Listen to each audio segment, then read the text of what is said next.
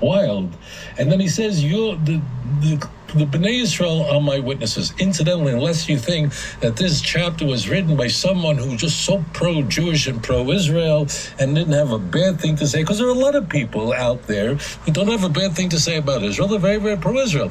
Isaiah 43 has some criticism as you move on in the chapter. None of these chapters whitewash anything.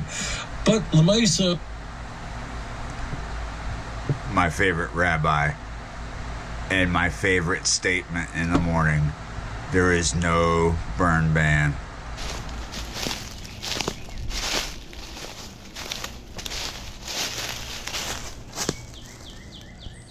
Rabbi Singer was talking about eschatology. Question was, are we in the Messianic age? The end times, but it's not necessarily the end of the world, right? And today we're going to start by burning. Not burning the world down, burning stuff like that down. What you doing down in there? I have a particular task in mind that I want to achieve today. It's not necessarily the burning, but there is no burn ban, as you saw. So we got to keep burning. I've been burning off camera. I was burning yesterday. I did not film for this channel out here yesterday. There was a lot of stuff here, a lot of big stuff that I burnt. I just kept stoking the fire. But there's a few things I want to do. Let's get this fire going, and then we'll get up to the first stage, the main stage, because this is an amphitheater garden. It does have stages. It's going to have food growing in it and pretty things, places to sit and places to listen, places to cook, places to eat, places to make music, because that's what you do in an amphitheater. You hang out and you watch performances and you eat some food. But we've got more than one stage, and we need to take care of the first one.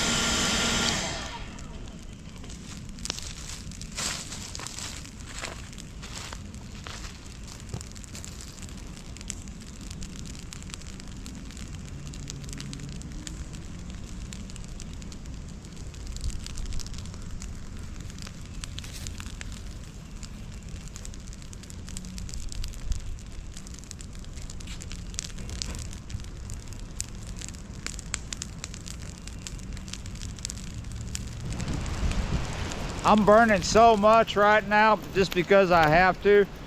Every morning when I wake up, I have a hot bed of coals, because this is not the first time that I will stoke this fire today.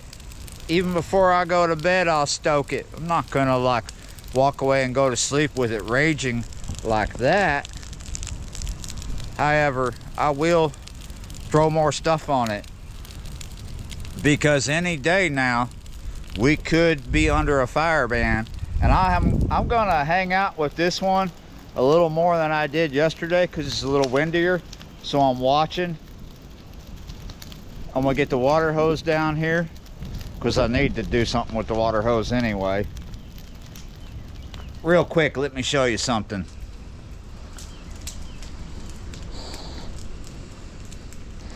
See that right there? Some people, they get ideas when I mention something. Oh, I'm not Jewish. I'm a Noahide. God is a big part of my life. And coming out here and working on this amphitheater garden, or going fishing, just being out in nature, being here in Texas, my relationship with him, with Hashem, has strengthened so much. And I am so happy about that, because I love God. I surely do. Yeah, you're right. I know some people, they get the heebie-jeebies when I talk about it, and I don't talk about it much, but I feel like talking about it. And I'm not trying to turn you to my way of thinking.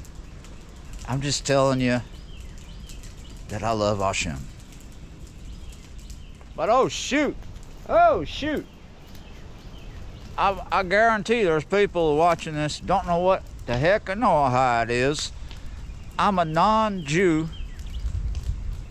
who follows Judaism. I don't have to adhere to the commandments for Jews. I don't have to adhere to any rituals, any food things, I respect Shabbat, but I don't have to keep it like a ritual. I should not keep it like a ritual, but I respect it. And that's coming. Shabbat is coming.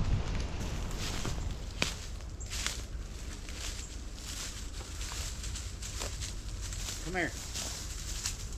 Come here. Stay.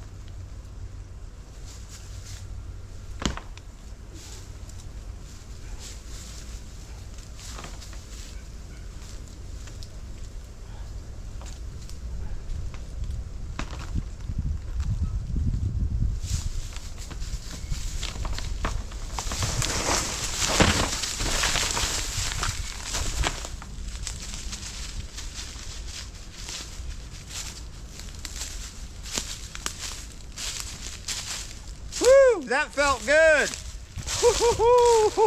Did it ever. My goodness, that was a dead standing tree. You see how big it is, how thick. It just ended right there. And it was leaning this way. I made him get over there with me and stay so he wouldn't get squashed. The thing was rotten, ready to come down. I didn't want that to come down on the shop or come down on a person's head or a dog's head or a cat or the corner of the shop.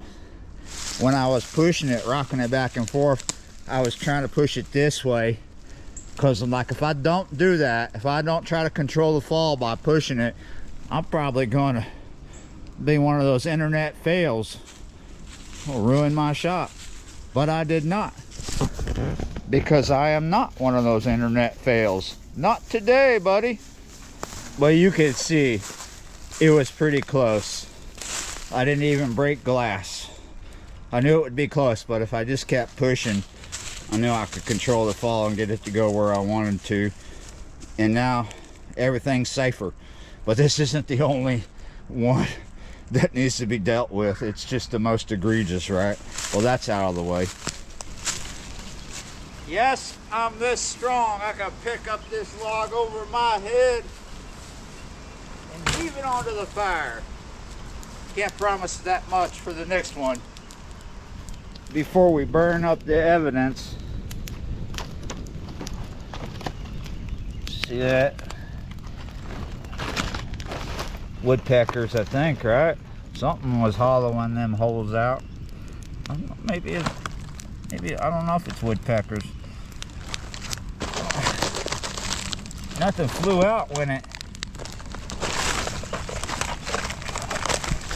Just want to make sure that looks like a nest down in there. I'm pretty sure nothing's in there. It would have. I would know.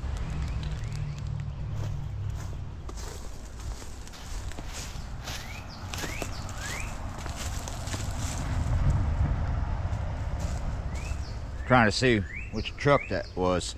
So I bet you clicked on this video thinking I was fighting someone. Pushed them hard down on the ground. I was threatened. So I pushed that sucker down hard on the ground. Yeah, you're right. Everybody's always about the negative more than they are the positive, but I'm about the positive here. I'm getting stuff done. Yeah, you're right. So I was cutting, and the further I got down, the heavier it got. And I got other things to do. I'm gonna see if a friend can help me carry this. I'm gonna just put this whole thing on the fire if he can help, because I'm kind of getting tired of. I got other things to do. I don't want to be down here all day, so there's already a lot on that fire. Later on, maybe if I have to, I'll get back to cutting it, but I need to eat something, dogs need to eat something, and we got the first stage to do something with. But before we get up there to the stages, because there's actually 2 stages up there, 2 top stages, right? Yeah, so we get a lot of heavy windstorms here, and tornadoes, I must say.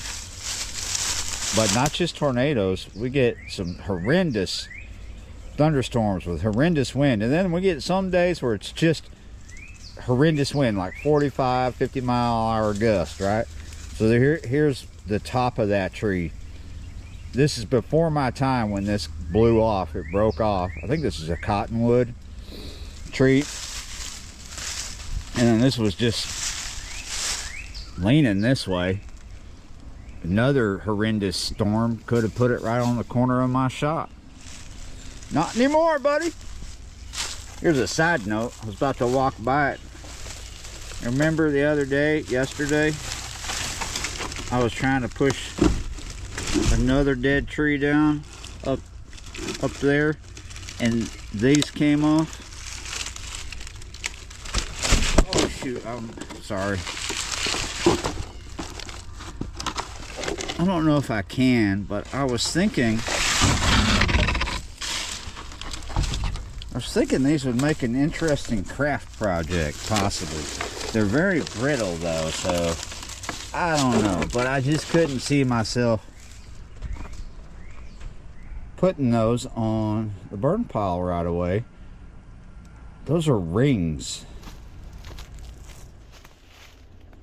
off of this tree, or what's left of this tree. You see that? Another thing before my time when this came down, all rotted. Sometimes these trees get hit by bugs or disease. You can see this is rotted and looks like bugs got at it, but it might not be the bugs that killed it. You see there's got a nest of something right there, some kind of bug nest. either native termites. I don't think there's promotions here. Boomer! What is my dog barking at? What were you doing down there? You need to stay up here. Hey. Come on. Stay up here. At least you didn't come back covered in black mud. You need to stay up here, Boomer. Stop running down in there barking at stuff. I don't know what you were doing. Were you chasing a cat again? Were you barking at the buzzards that live down there? Stay up here. I don't like it when you come back stinking like sulfur and covered in black mud and all wet.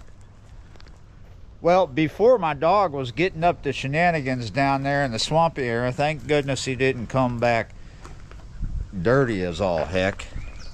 What I wanted to say is what the point is freezes. There's all kinds of things that kill trees out here, but sometimes when we get really hard freezes, like when we get those Arctic blasts and we go way below freezing, sometimes we go below zero with those Arctic blasts. It's not every year, but it's been happening, right? Well, these trees freeze and crack, right? Because they're full of water, they're full of moisture.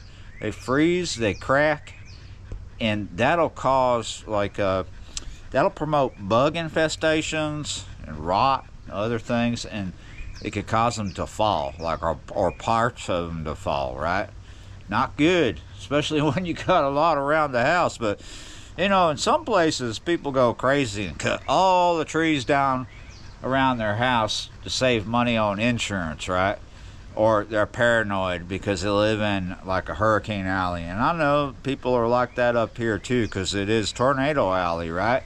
Now, let me tell you something. This is Texas. It gets hot as all get out. It sure does. And the trees all around your house help you save a lot on your utility bills, right? We have to heat our houses here and cool them. Now, we cool them more of the year than we heat them, but we're frugal up there in the house. We like to open the windows. We get a lot of time where we can just open the window and run fans and it's fine. But whew, we get a lot of time in the year where we're coming outside and cooking eggs on the pavement because it's just as easy. We're not cracking the egg right to the cement. We're putting the pan on the cement. That's how hot it is. But yeah, that's one of the major reasons why a lot of these old dead trees are around here, because of these freezes we've been getting, these Arctic blasts. Yeah, makes it hard to believe in the global warming shtick, right? It's already hot, isn't it, Boomer? Boomer doesn't like the heat so much. That's why he comes back covered in black mud, because he's going down there to cool off.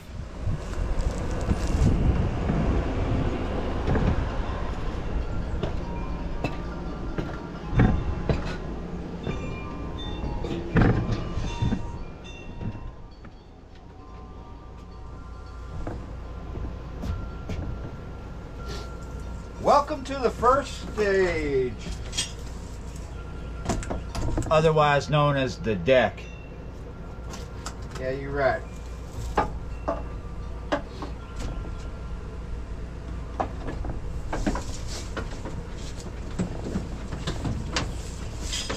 All winter we had this hose rolled up right here in the corner, and it is time for it to go.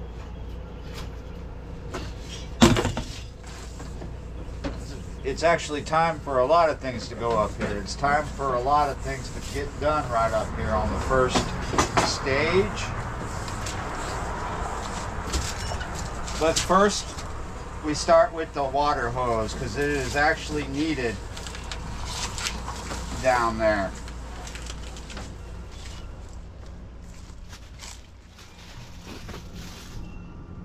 Now, we could call this platform right here. Come on, Boomer, come on down here. We could call this the second stage, but second stage has seen better days. It needs to be rebuilt or totally ripped out of here. But this would be a great place if it was strong and rebuilt, you know, rebuilt extra strong. It'd be a great place for the band, but it is small. It's not very big. Get some water.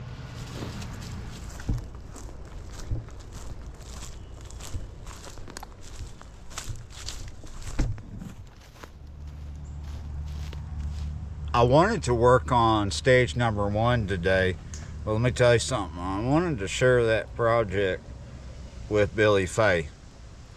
And Billy Fay has gone to town and isn't going to be back for quite some time. So I'm all by my lonesome, and I'm going to save it for later because I wanted to share it with her. We live up there together. We share that space. We enjoy that space together. So, well, it might be me doing most of the heavy living for sure, but that space is going to get a woman's touch. Might as well wait.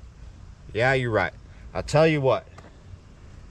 Thank you for watching me toil around in what is to become a wonderful amphitheater garden for growing food, playing music, cooking food, chilling, relaxing, and enjoying Hashem's world, God's world, enjoying the great outdoors, because it is a big backyard. It is a great backyard, and it is wonderful, and it deserves some attention. It deserves some love, and I am the man to do it because I was created to love. I was created to make changes.